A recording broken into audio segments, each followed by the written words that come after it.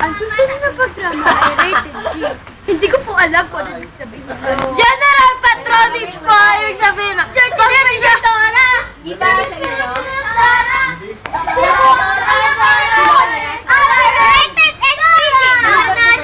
Rated Dora! I'm the map! I'm the map! You're the map! I'm the map! Wait, nababasa ko!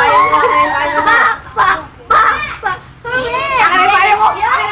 Magnanakaw! Ang susunod na Ang susunod na programa ay rated PG. Ang nga dyan, Boy ng magulang ay kailangan sa mga batang manonood. Pati din po yung sa mga overage tsaka sa mga lola. You know? Pati po sa mga special child. Opo, yun know. Pati din po sa mga Japanese kasi sila, ay hindi ko, sorry. Tsaka po sa mga extra lang ako, sorry. Hello guys! Pati na inuwa na tayo! Tagay na Stage topic. Umayos ka nga dyan! Di ka namin kailangan dyan! Huwag ka magulo! Teo! Ang susunod na programa ay striktong patnubay ng bahay ng magulang.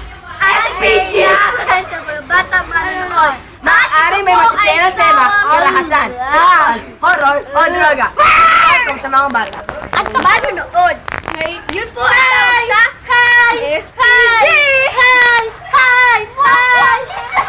Ano yan? Anong tawag sa ganyan? Anong tawag sa ganyan? Baho naman ganyan! Ay, wag kayo masyado maingay. Ano yan? Pero, sorry, kaya, nahihiya ako talaga.